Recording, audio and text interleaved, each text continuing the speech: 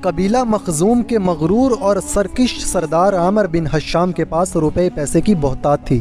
اس کے شان و شوکت کے حامل محل میں غلاموں اور کنیزوں کی بھرمار تھی، لیکن پھر بھی اس کی نظر ایک رومی کنیز پر پڑی تو اس نے اسے منہ مانگے داموں خرید لیا۔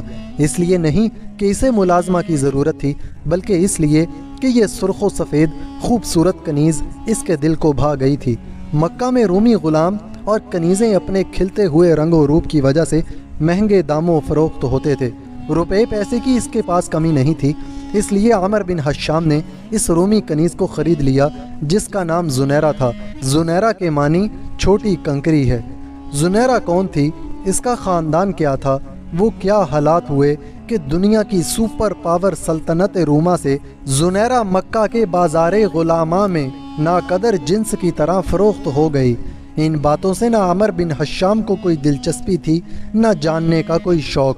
زنیرہ کے ذہن میں بھی اپنی جائے پیدائش، اپنی جنم بھومی کا تصور محض ایک بھولے بسرے خواب کا رہ گیا تھا۔ میں کون ہوں؟ کیا میں غلامی کے لیے پیدا ہوئی ہوں؟ کیا کبھی کوئی فیصلہ اپنی مرضی سے بھی کر سکتی ہوں؟ میری پیدائش کا مقصد کیا ہے؟ خالق کائنات نے مجھے کیوں پیدا کیا؟ یہ وہ سوالات تھے جو اس کے شعور پر دستک دیتے، مگر وہ ان سوالات کا جواب کسی سے طلب نہیں کر سکتی تھی۔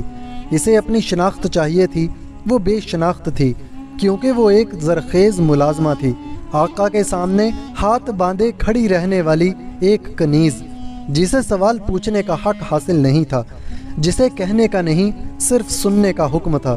اس کا کام تابعداری تھا اور کام کی نوعیت کا تعین کرنا مالک کا کام تھا۔ اپنی شناخت سے بے شناخت زنیرہ کا سوال گاہے بگاہے اسے بے چین کر دیتا۔ میں کون ہوں؟ میں کون ہوں؟ لیکن جواب کون دے یہ بھی کوئی نہیں جانتا تھا۔ دن گزرتے چلے گئے، زنیرہ اس غلامانہ زندگی کی عادی ہو چکی تھی۔ اب وہ سوال بھی کبھی کبھار ہی اس کے ذہن میں اٹھتا۔ عامر بن حشام کا رویہ زنیرہ سے روایتی آقا اور غلام کا تھا۔ اونٹوں کا گوبر اٹھانا، ان کو چارہ ڈالنا، گھر کو صاف رکھنا، عامر کی چیزوں کی حفاظت، پھر ساتھ ہی ساتھ عامر کی بیوی کی ناگوار گالیاں اور مار پیٹ بھی اس کی زندگی کا حصہ تھی۔ خوف، ڈر، وسوسے اور اندیشے، اس کی زندگی اسی شش و پنج میں گزر رہی تھی۔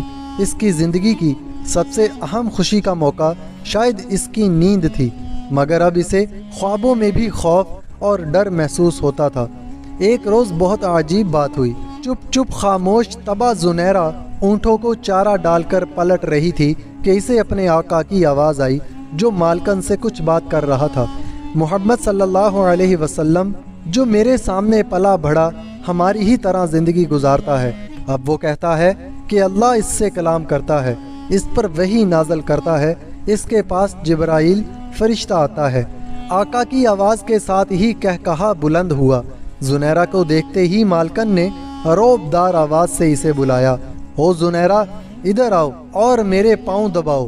زنیرہ سعادت مندی سے مالکن کے پاس گئی اور پاؤں دابنے لگی۔ کچھ دیر بعد مالکن کی سماعتوں میں سوراخ کرتی تیز آواز بلند ہوئی، یہ کیا بات کر رہے ہو؟ محمد صلی اللہ علیہ وسلم نے ایسا کب کہا؟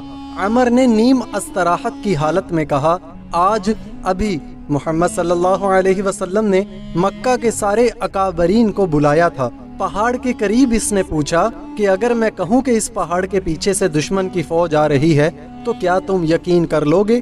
سب نے محمد صلی اللہ علیہ وسلم کے گزشتہ کردار کو دیکھتے ہوئے کہا، ہاں ہم یقین کر لیں گے، کیونکہ ہم نے ہمیشہ آپ کو سچا اور ایمانت دار پایا ہے۔ پھر اس نے کہا کہ سنو، مجھے اللہ نے پیغمبر بنا کر بھیجا ہے۔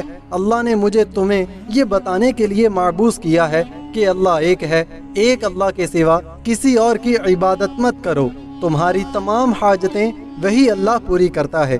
عمر چند لمحے خاموش ہو کر بولا، حیرت تو یہ ہے کہ وہ یہ کہتا ہے کہ سب انسان برابر ہیں۔ اس نے ایک بار پھر کہا لگایا، آقا غلام کی تمیز کبھی مٹ سکتی ہے؟ کیا اعلیٰ اور ذلیل قبیلے برابر ہو سکتے ہیں؟ معلوم نہیں محمد صلی اللہ علیہ وسلم یہ کون سی باتیں کر رہے ہیں جو نہ کبھی سنی نہ دیکھیں۔ بات آئی گئی ہو گئی، لیکن یہ باتیں زنیرہ کی یادداشت میں رہ گئیں۔ خاندان قریش سے تعلق ہونے کی وجہ سے حضرت محمد صلی اللہ علیہ وسلم کے تعلقات بنو مخزوم سے بھی تھے۔ اور دوسرے بہت سے لوگوں کی طرح زنیرہ بھی حضرت محمد صلی اللہ علیہ وسلم کے لیے دل میں احترام کے جذبات پاتی تھی۔ پھر یہ عامر بن حشام کا معمول بن گیا کہ اکثر گھر میں عامر اور اس کی بیوی حضرت محمد صلی اللہ علیہ وسلم کے بارے میں زہر سے بجھی گفتگو کیا کرتے۔ نہ جانے کیا بات تھی کہ عامر بن حشام جتنا حضرت محمد صلی اللہ علیہ وسلم کے خلاف زہر اگلتا، اتنا ہی زنیرہ کے دل میں حضرت محمد صلی اللہ علیہ وسلم کا احترام بڑھتا چلا جاتا۔ پھر ایک عجیب واقعہ ہوا۔ ابو جہل کی ہی سمیہ نامی بوڑھی کنیز نے زنیرہ سے حضرت محمد صلی اللہ علیہ وسلم کے متعلق باتیں کرنا شروع کر دی۔ ایک رات سمیہ نے بتایا کہ آج شام سمیہ رضی اللہ تعالی عنہا، ان کے شوہر یاسر اور 2 بیٹوں عمار اور عبداللہ رضوان اللہ علیہم اجمعین نے اسلام قبول کر لیا ہے، اور زنیرہ کو ہدایت کی ہے کہ یہ بات کسی کو نہ بتانا۔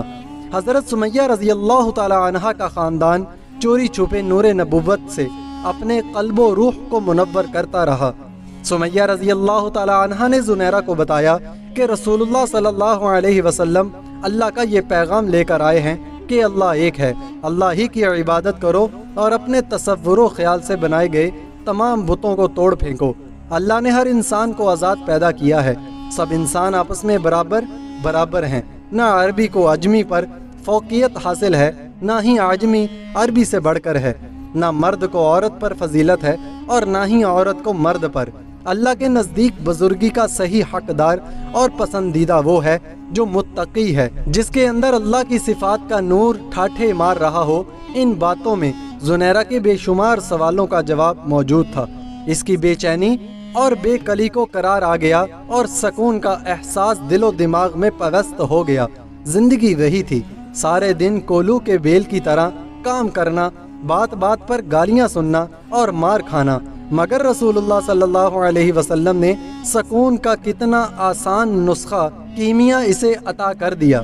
ایک روز نہ جانے کس طرح وہ سمیہ رضی اللہ تعالی عنہا کے ساتھ بارگاہ رسالت میں حاضر ہوئی۔ سراپائے محمد و رحمت ہستی نے شفقت سے اس کے سر پر ہاتھ پھیرا اور دعائیں دی۔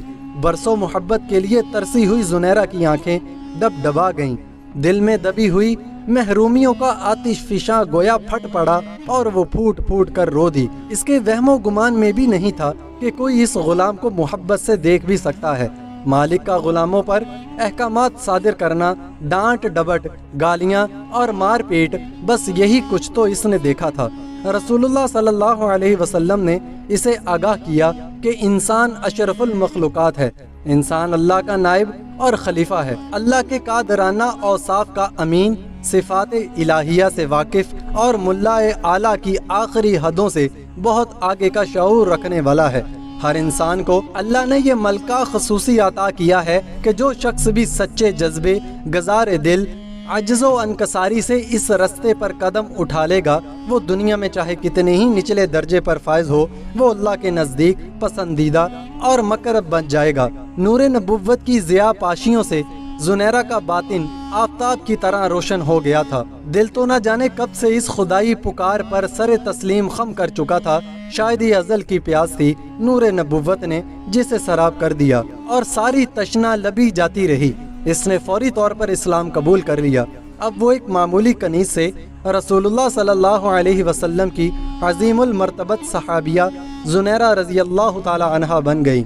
رسول اللہ صلی اللہ علیہ وسلم نے حضرت زنیرہ رضی اللہ تعالی عنہا کو اللہ کے قرب کے لیے چند طریقے مرحمت فرمائے اور تاکید فرمائی کہ ابھی اپنے قبول اسلام کا اعلان نہ کریں۔ زنیرہ رضی اللہ تعالی عنہا دولت ایمان سے سرفراز ہونے کے بعد واپس آ گئیں، لیکن عشق اور مشک چھپائے نہیں چھپتا۔ عامر بن حشام کو آخر معلوم ہو ہی گیا کہ زنیرہ رضی اللہ تعالی عنہا مسلمان ہو گئی ہیں اور عشق حقیقی پر قدم رکھ دیا ہے۔ پھر اس کی جہالت و ظلم کا وہ باب کھلا کہ جس کی بنا پر اس کا نام ابو جہل مشہور ہو گیا، اور آج بھی اس کا اصل نام عامر بن حشام بہت کم لوگ جانتے ہیں۔ ابو جہل نے حضرت زنیرہ رضی اللہ تعالی عنہا پر ظلم و ستم کے پہاڑ توڑنے شروع کر دیے۔ ابو جہل حضرت زنیرہ رضی اللہ تعالی عنہا کو اتنی بری طرح زد و کوب کرتا کہ وہ بے ہوش ہو جاتی، وہ مار مار کر تھک جاتا، مگر اللہ کی یہ نیک اور صابر بندی سب کچھ سہ لیتی، مگر پائے استقلال میں ذرا بھی لغزش نہ آتی۔ ابو جہل ہر روز نئے نئے طریقوں سے مظالم کرتا، کبھی کئی دن تک کھانے کا ایک لقمہ بھی نہ دیتا، کبھی سونے پر پابندی لگا دیتا اور اونگ آتے ہی کھال تک نوچ لینے والی چرمی چھڑی سے مار مار کر لہو لہان کر دیتا۔ حضرت زنیرہ رضی اللہ تعالی عنہ کا پورا جسم زخم رہتا اور اس میں سے خون و پیپ رسنے لگتا، مگر اب وہ روح کے اس سفر پر گامزن تھیں جہاں مادہ جسم کو آدمی روح کے خول یا لباس کی صورت میں دیکھتا ہے۔ رسول اللہ صلی اللہ علیہ وسلم کو جب حضرت زنیرہ رضی اللہ تعالی عنہ کے اوپر ہونے والے مظالم کی خبر پہنچتی تو غمگین ہو جاتے۔ ایک مرتبہ آپ صلی اللہ علیہ وسلم کی ایما پر حضرت ابوبکر صدیق رضی اللہ تعالی عنہ ابو جہل کے پاس گئے تاکہ انہیں خرید کر آزاد کر دیں، اور اس سے کہا کہ زنیرہ رضی اللہ تعالی عنہ کو فروخت کر دو، مگر وہ ایک کینہ پرور شخص تھا، لہٰذا اس نے حقارت سے انکار کر دیا۔ اس کا ظالم و جبر یہاں تک بڑھا کہ حضرت زنیرہ رضی اللہ تعالی عنہ کی بینائی جاتی رہی اور آنکھیں بے نور ہو گئیں۔ یہ دیکھ کر ابو جہل نہایت طنزیہ لہجے میں بولا، دیکھ لات و عزا نے تجھے اندھا کر دیا، اب تو محمد صلی اللہ علیہ وسلم کے دین کو چھوڑ دے۔ اس جملے نے زخم حضرت زنیرہ رضی اللہ تعالی عنہ کے دل کو تڑپا کر رکھ دیا، مگر وہ خاموش رہیں۔ یہ بات اتنی مشہور ہوئی کہ مشرکین حضرت زنیرہ رضی اللہ تعالی عنہ کی مثال دے دے کر مسلمانوں پر جملے کسنے لگے کہ دیکھو زنیرہ رضی اللہ تعالی عنہ کو لات اور عزا نے اندھا کر دیا ہے۔ ایک روز چند مشرکین نے یہ بات حضرت زنیرہ رضی اللہ تعالی عنہ کے سامنے کہی تو حضرت زنیرہ رضی اللہ تعالی عنہ نے تڑپ کر کہا، خدا کی قسم لات و عزا لکڑی و پتھر کے بت ہیں، وہ کیا جانے کہ کون انہیں پوج رہا ہے اور کون نہیں پوجتا۔ اگر میری بینائی زائل ہو گئی ہے تو یہ مصیبت میرے لیے اللہ کا ایک امتحان ہے، اگر وہ چاہے تو میری بینائی واپس بھی دے سکتا ہے۔ حضرت زنیرہ رضی اللہ تعالی عنہ کی یہ بات سن کر سارے مشرکین نے طنزیہ کہا لگایا اور زیادہ مضحکہ خیز انداز میں حضرت زنیرہ رضی اللہ تعالی عنہ کی یہ بات سب کو ہنس کر بتانے لگے۔ پورے دن حضرت زنیرہ رضی اللہ تعالی عنہ کی اس بات کا تذکرہ کر کے شرک کے پیروکار کہے لگاتے رہے، مذاق اڑاتے اور مسلمانوں کے جذبات مجروح کرتے رہے۔ اگلے روز حضرت زنیرہ رضی اللہ تعالی عنہ سو کر بیدار ہوئیں تو ان بے نور آنکھوں میں روشنی آ چکی تھی، اب ان کی بینائی پہلے سے بھی کہیں زیادہ تیز تھی۔ حضرت زنیرہ رضی اللہ تعالی عنہ کی بینائی واپس لوٹنے کی خبر بھی مکہ میں جنگل کی آگ کی طرح پھیل گئی۔ کل تک جو لوگ حضرت زنیرہ رضی اللہ تعالی عنہ کی بات کا مزہ لے کر مضحکہ اور تمسخر اڑا رہے تھے، انہیں سام سونگ گیا تھا، خصوصاً ابو جہل تو شرم کے مارے گھر سے ہی نہ نکلا۔